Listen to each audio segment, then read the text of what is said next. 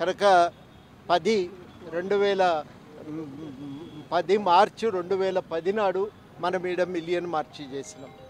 దాదాపుగా ఆ రోజు ప్రజలు ఎక్కడికక్కడ తమకు తాముగా కదిలి వచ్చి 50,000 మందిని అరెస్ట్ చేసినప్పటికీ కూడా కార్యక్రమాన్ని విజయవంతం చేసినారు. నిజానికి వాళ్ళు వేసుకున్న ఎత్తుగడలు చూస్తే మనకే ఆశ్చర్యం. ఎక్కడి వాళ్ళు అక్కడ వాళ్ళే సమాయత్తమైనరు. కొందరు విడివిడిగా హైదరాబాద్ చేరుకున్నారు. వారం ముందే ట్యాంకు బండ చుట్టూ రెక్కి నిర్వహించి ఇక్కడ ఉన్న భిక్షగాళ్లతో పడుకొని సావాసం చేసి ఈ బస్తీల ప్రజలతో పరిచయం చేసుకొని ట్యాంకు బండ మీదకి చేరుకోవటానికి దారులు వెతుక్కున్నారు. మరికొంతమంది ముఖ్యంగా న్యూ డెమోక్రసీ పార్టీ మిత్రులు వాళ్ళంతా కలిసి ఒక ఉత్తుత్తి పెళ్ళి ఈ దగ్గరలోనే ఆర్య సమాజ్ మందిర్లో ఏర్పాటు చేసుకొని ఆ పెళ్లి పేరుతో అందరూ కలుసుకొని వాళ్ళు ఆ రోజు అక్కడి నుంచి తోసుకొని రావటము ఈ ట్యాంకు బండ బ్యారికేడ్లు బద్దలు కావటానికి ప్రధాన కారణమైంది.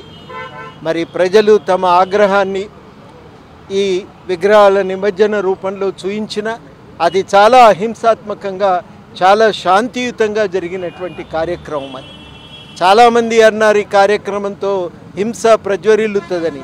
కానీ తెలంగాణ ప్రజలు హింసను నమ్మరు, శాంతియుతంగా కార్యక్రమాన్ని నిర్వహిస్తారని మనం ఎంత చెప్పినప్పటికీ కూడా అప్పటికి వాళ్ళకి ఇంకా ఒక స్పష్టత అనేది రాలేదు. కానీ ప్రజల తమ ఆలోచన ఏంటిది, వాళ్ళ వ్యవహారం ఎట్లుంటుంది అనేది, వాళ్ళ చైతన్య స్థాయి ఎట్లా ఉంది అనేది ఆ రోజు జరిగిన కార్యక్రమం ఒక ప్రతీకగా నిలిచింది.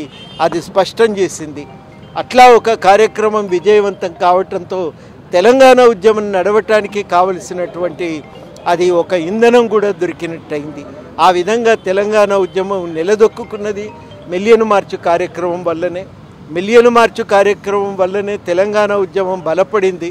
ప్రజల్లో ఉద్యమం పట్ల విశ్వాసం ఏర్పడింది, నాయకత్వం పైన నమ్మకం కలిగింది. ఇక అప్పటి నుంచి వాళ్ళు వెనుకకు చూడలేదు ఏ పిలుపుని. కనుక తెలంగాణ ఉద్యమానికి ఒక రకంగా అది నాంది లాంటిది, ఒక రకంగా అది మొదటి అంకం లాంటిది. అట్లాంటి కీలకమైన ఘట్టము జరుపుకోవటానికి పోయిన 10 సంవత్సరాల్లో ఒక్కసారి కూడా అవకాశం దొరకలే. ప్రభుత్వాన్ని చేయమని అడిగినాం, వాళ్ళు వినలేదు. 10 సంవత్సరాలు పూర్తయిన సందర్భంగానైనా చేసుకుందామని అడిగితే వాళ్ళు వినలేదు. ఏ పిలుపుకు కూడా వాళ్ళు వినలేదు. చివరాఖరికి మేమే చెలో ట్యాంకు బండని పిలుపునిచ్చినాం. ఆ పిలుపునిచ్చిన తర్వాత ఇక్కడ అందరినీ కూడా ఇళ్లల్లోనే దిగ్బంధనం చేసినారు తప్ప కార్యక్రమాన్ని మాత్రం చేయనీయలేదు. ఆయన దృష్టిలో, కేసీఆర్ గారి దృష్టిలో తెలంగాణ అంటే కేవలము ఆయన నిర్వహించినటువంటి నిరాహార దీక్ష తప్ప ఇంకొకటి ఏది లేదు అనే భావన కల్పించి ఆ దీక్షా దివస్ తప్ప ఇంకొక కార్యక్రమాన్ని ఎన్నడూ కూడా జరపనీయలేదు. ప్రజలు తమ భాగస్వామ్యంతో నిర్వహించిన కార్యక్రమాలను గుర్తు చేసుకుంటే ఉద్యమ స్వభావం అనేది అర్థమైతే ఇక తనకే తన పెత్తనానికే నష్టం అనుకొని ఆ రోజు ఆటంకాలు సృష్టించి తర్వాత కూడా కార్యక్రమ నిర్వహణకు ఎప్పుడూ తోడ్పాటు అందించలేదు. ఇవాళ మొట్టమొదటిసారి మేము ఇక్కడికి వచ్చినాం.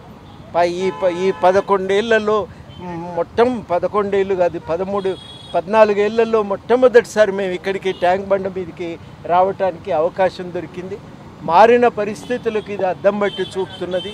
ఇవాళ రాష్ట్రంలో ఉన్న స్వేచ్ఛాయుత వాతావరణానికి ఇది ఒక ప్రతీకగా మేము భావిస్తూ ఉన్నాం. ఈ వాతావరణం కొనసాగాలని భావిస్తూ మరి ఆనాటి స్ఫూర్తిని కొనసాగిస్తూ మేము ఇవాళ ఒక ప్రతిజ్ఞ చేయాలని నిర్ణయించుకున్నాం. ఆ ప్రతిజ్ఞను చదవవలసిందిగా మరి విద్యావంతుల వేదిక అధ్యక్షులు అంబటి నాగయ్య గారిని కోరుతా ఉన్నాం.